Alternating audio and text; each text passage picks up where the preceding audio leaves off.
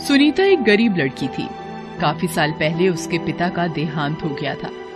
वो अपनी माँ के साथ रहती थी। उसकी माँ दूसरों के घरों में झाड़ू पोछा और बर्तन मांजने का काम करती थी।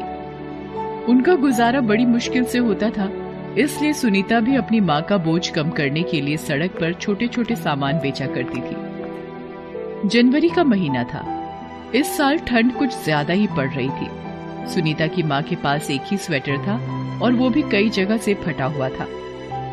वो ठंड से कांपती हुई सुबह सुबह काम पर जाती है। मकर संक्रांति आने वाली थी, इसलिए सुनीता ने अपने हाथों से बेचने के लिए सुंदर सुंदर पतंगे बनाई थी। काश इस बार मेरी सारी पतंगे बिक जाएं, फिर उन पैसों से मैं माँ के लिए एक नया स्वेटर खरीदूंगी। इस कड़ाके की ठंड में भी बेचारी माँ को फटा हुआ स्वेटर पहनकर काम पर जाना पड़ता है। कहीं माँ बीमार न पड़ जाए। स्वेटर के लिए थोड़े से पैसे तो पहले ही जमा हो गए हैं, बस ये पतंगे बिक जाए तो पैसे पूरे हो जाएंगे। फिर वो अपनी पतंगे बेचने के लिए निकलती है। पतंग ले लो पतंग। बाबूजी, एक पतंग ले लीजिए बाबूजी। देखिए ना कितनी सुंदर पतंग है, ले लीजिए ना बाबूजी। नहीं, मुझे नहीं चाहिए तेरी पतंग, चली जा यहाँ से। बहुत सुंदर पतंगे हैं बाबूजी, मैंने खुद बनाई है। सिर्फ 2 रुपए की एक है। दुकान पर यही पतंग 5 रुपए की एक देते हैं। अरे क्यों परेशान कर रही है? एक बार कहा ना कि नहीं चाहिए तो नहीं चाहिए। तू मुफ्त में भी देगी तो भी नहीं लेने वाला मैं। चल भाग।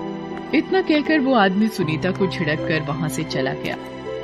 हे भगवान, मकर संक्रांति में सिर्फ एक दिन बचा है।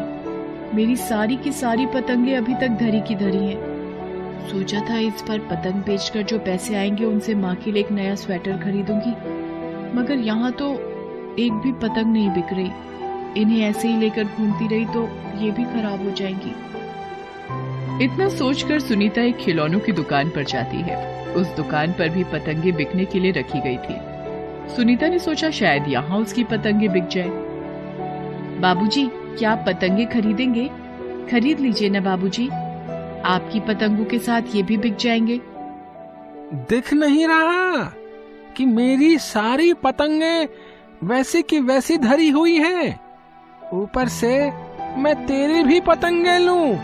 चल जा ना, चल जा, रास्ता नाप।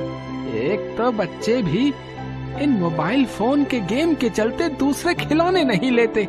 यहाँ अपने ही खिलौने बेचने के लाले हैं और ये कहती है कि इसकी पतंगे भी खरीद लूं।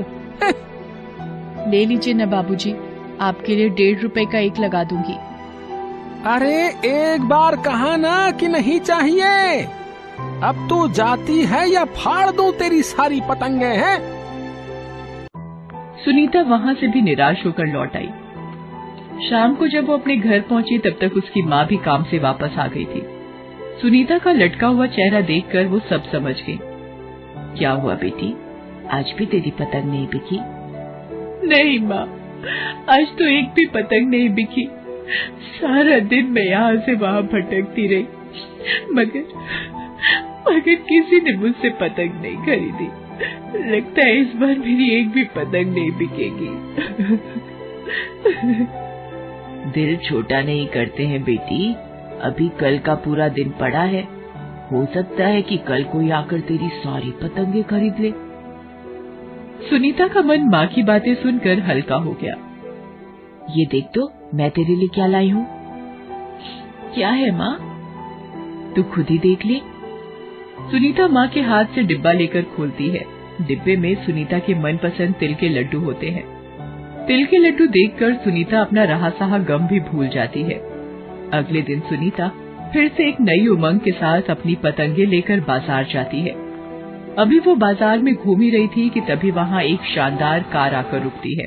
उस कार में से एक सजी धजी महिला निकलती है। उसके साथ 5-6 साल का एक छोटा सा बच्चा भी निकलता है। उस बच्चे की नजर सुनीता पर पड़ती है। ये पतंग बेचने के लिए है, कितने में दिया?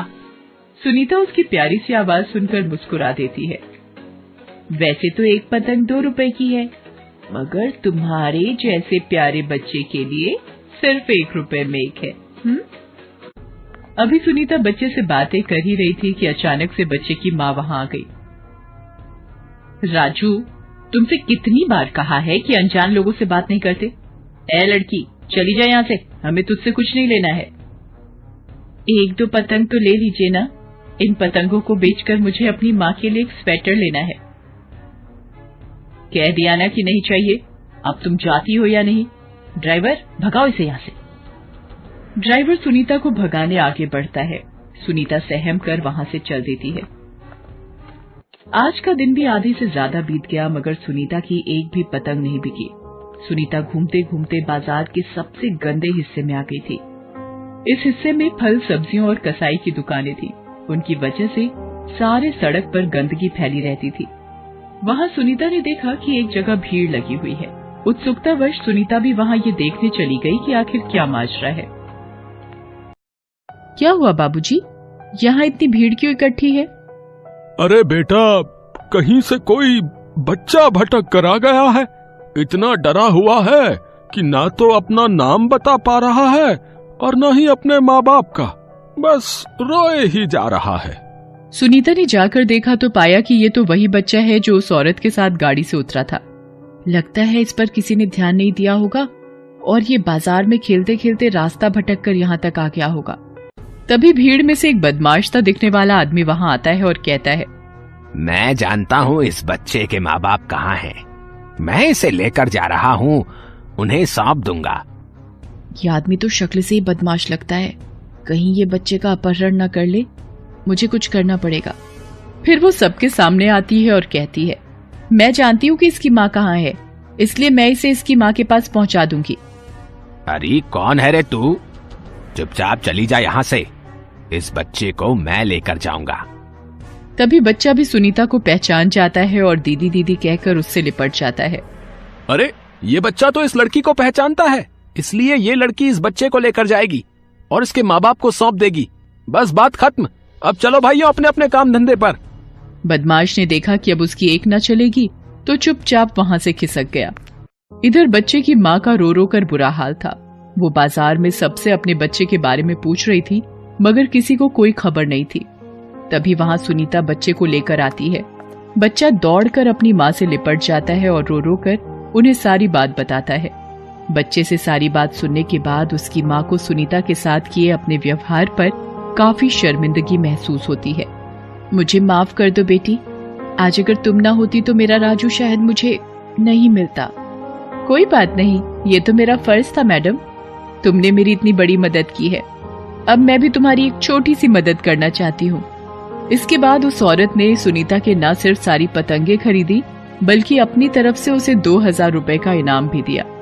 अब अपनी माँ के साथ साथ अपने लिए भी एक अच्छा सा स्वेटर खरीद लेना। सुनीता की आंखों में भी खुशी के आंसू आ गए, क्योंकि अब उसका अपनी माँ के लिए नया स्वेटर खरीदने का सपना जो पूरा होने वाला था। Thanks for watching.